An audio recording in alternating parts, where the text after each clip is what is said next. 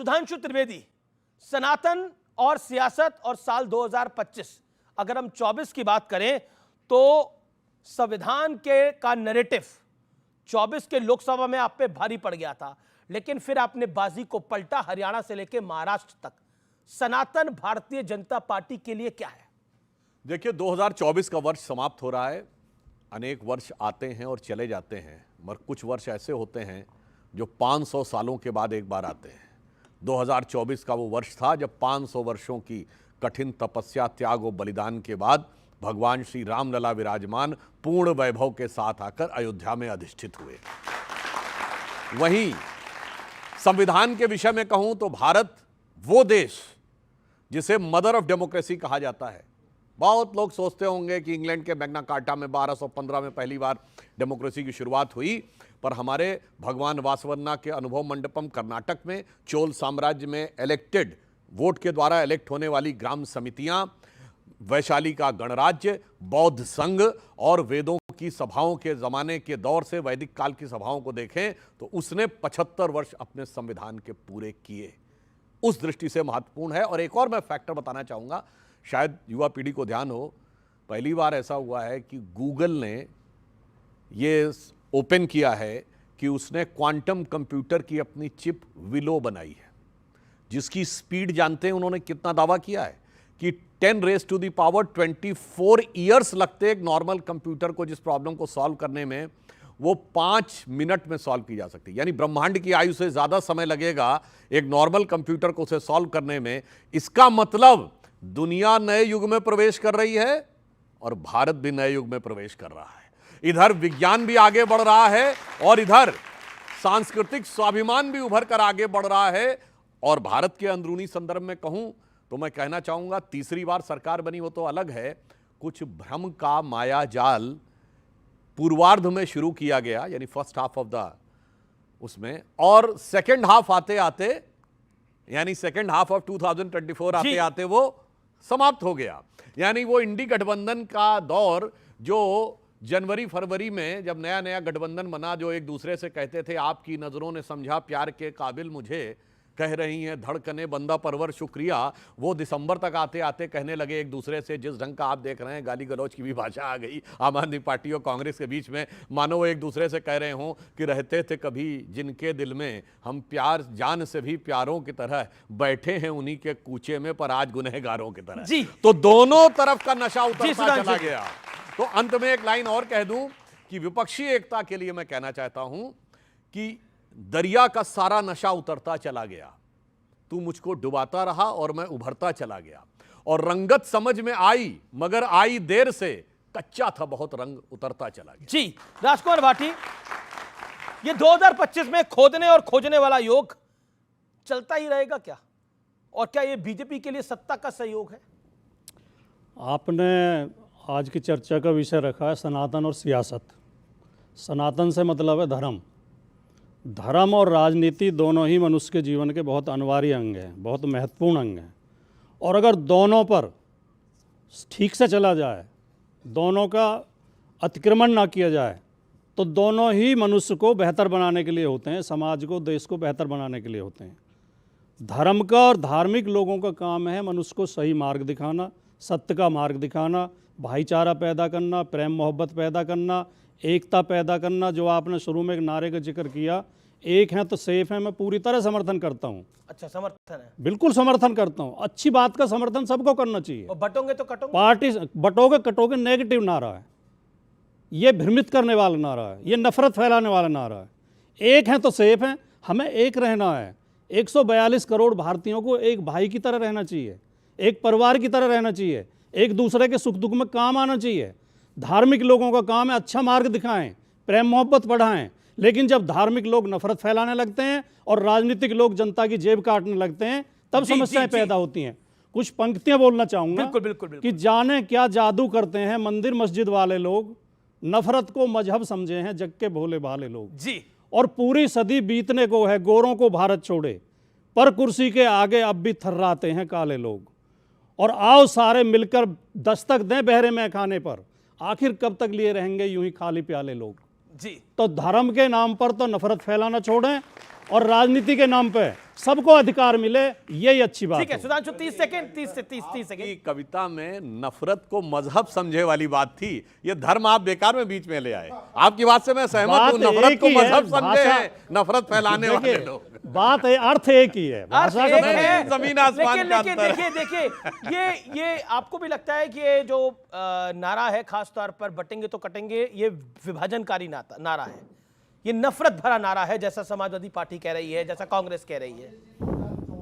हुआ बटेंगे तो कटेंगे, 2025 का नारा होगा घटेंगे तो कटेंगे, क्योंकि हम जहां जहां घटे वहां वहां कटे। अफगानिस्तान में घटे तो कटे, पाकिस्तान में घटे तो कटे, बांग्लादेश में घटे तो कट रहे हैं, कश्मीर में घटे तो कटे, जहां जहां घटे वहां वहां कटे। तो ये घटना रुकना चाहिए, और घट रहे हैं।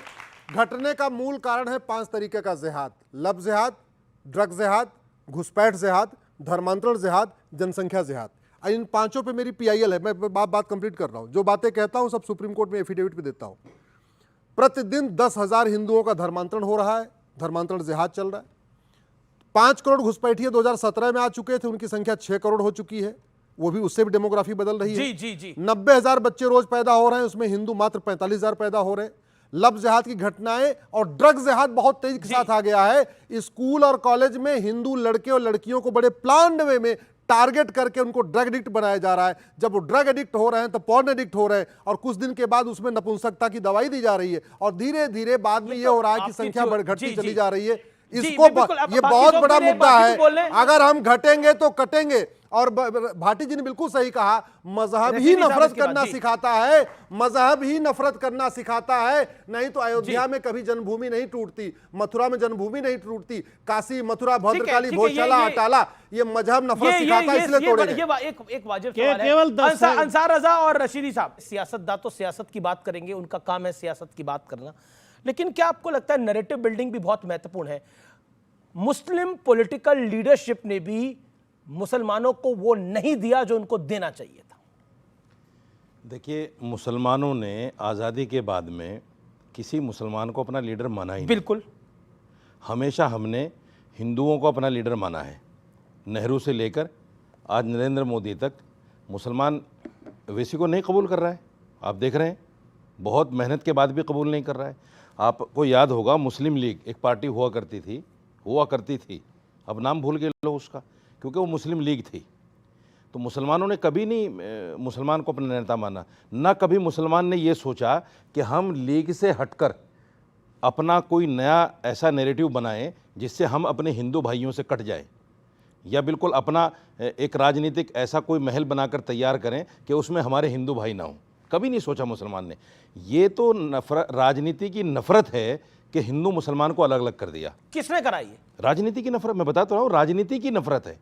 पर ब्लेम तो आपका सारा भारतीय जनता पार्टी पे होता है। मैंने किसी का नाम नहीं लिया। नहीं, हमेशा तो आप कहते कह सकते हैं। नहीं, आप ये तो आप मैंने हमेशा किसी ये का- कहते हैं। मैंने तो किसी का आपको नाम- लगता है बीजेपी भी मुसलमानों से उतना ही प्यार करती है ना? नहीं, सुनिए, ना मैंने ये कहा कि प्यार करती, ना मैंने ये कहा कि नफरत करती, मैंने कहा ही नहीं।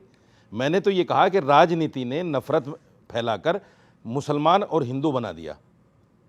क्या बनाना था, क्या बना बैठे, कहीं मंदिर बना बैठे, कहीं मस्जिद बना बैठे।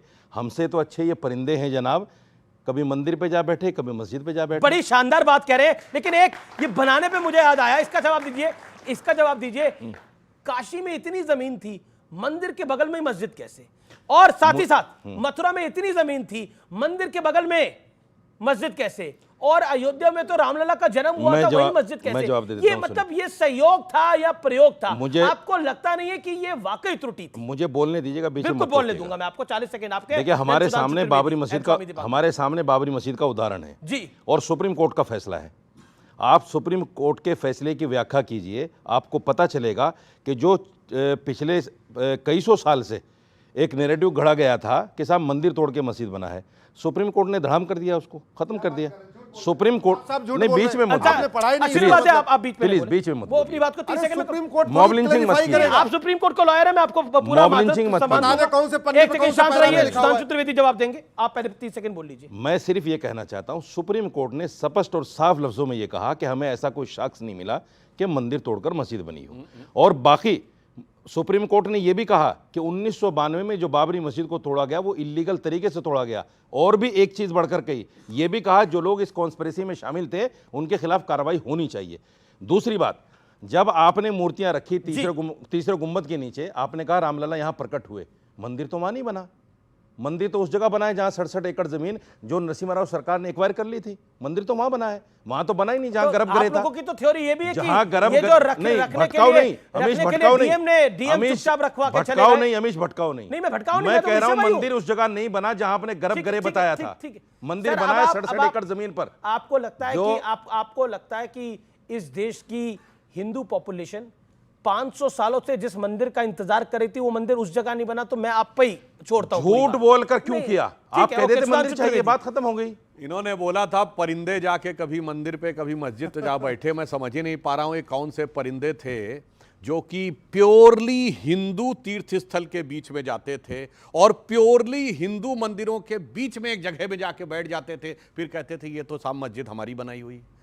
मतलब किसी के दिमाग में बात समा ही नहीं सकती। काशी का इस्लामिक कल्चर में कोई इंपॉर्टेंस नहीं, पूरा वो इलाका हिंदू रिलीजियस, मोहल्ला Hindu religious, place Hindu religious, और नीचे भी दिख रहा है कि वो उसके ऊपर, मगर साहब वो मस्जिद हमारी। मथुरा के साथ भी यही, पूरे इस्लामिक स्क्रिप्चर में उसका कोई उल्लेख नहीं, अयोध्या का कोई उल्लेख नहीं, संभल का कोई उल्लेख नहीं। तो ये परिंदे जगह कम कौन होती सी- होगी सुधांशु त्रिवेदी सुनिए, उस दौर ये में, उस दौर में जगह कम होती होगी। मैं बता रहा हूं, सुनिए 10 सेकंड, हम जगह बता कम रहे हैं। होती होगी, मुगल बादशाहों को जगह नहीं मिलती होगी ना? अमीश 10 नहीं, सेकंड, इसके 10 लिए सेकंड आप दीजिए। उनके स्क्रिप्चर्स पढ़ लीजिए, उनके शाही फरमान पढ़ लीजिए, बहुत साफ समझ में आएगा। मौलाना साहब एकदम सरासर गलत बयानी कर रहे हैं। हाई कोर्ट का जो जजमेंट आया था 30 सितंबर 2010, Lucknow bench of Allahabad high court, उसने केंद्रीय गुंबद जो के नीचे सैंक्टम सैंक्टोरम श्री रामलला विराजमान को दिया था गर्भगृह। और जो ये बात कहने का प्रयास कर रहे हैं उसमें कोर्ट ने ये नहीं लिखा। कोर्ट ने लिखा 12वीं शताब्दी से पहले के वहां पर जमीन के नीचे मंदिर होने के हमारे पास कोई आर्कियोलॉजिकल एविडेंस नहीं। Point, और अगर मुझे आर्कियोलॉजिकल 10 एविडेंस की सेकंड, बात 10 सेकंड करें दीजिए। तो अगर ये डॉक्यूमेंट्री एविडेंस मानने से मना कर दे तो 6 दिसंबर 92 से पहले वहां कोई स्ट्रक्चर था, इसका आज कोई आर्कियोलॉजिकल एविडेंस नहीं। 10 सेकंड, 10 कोई आर्कियोलॉजिकल एविडेंस नहीं है, सेकंड, इसलिए गलत बयानी नहीं करनी चाहिए। ज्ञानवापी जो मस्जिद है वो अकबर के जमाने से भी पहली है। तैयब जी एक पीर बाबा हुआ करते थे, उनकी बनाई कौन हुई सा पीर बाबा? इसके पीर बाबा इसके जो है इसके काशी में गए। इसके बाकायदा हिस्टोरिकल एविडेंस हैं।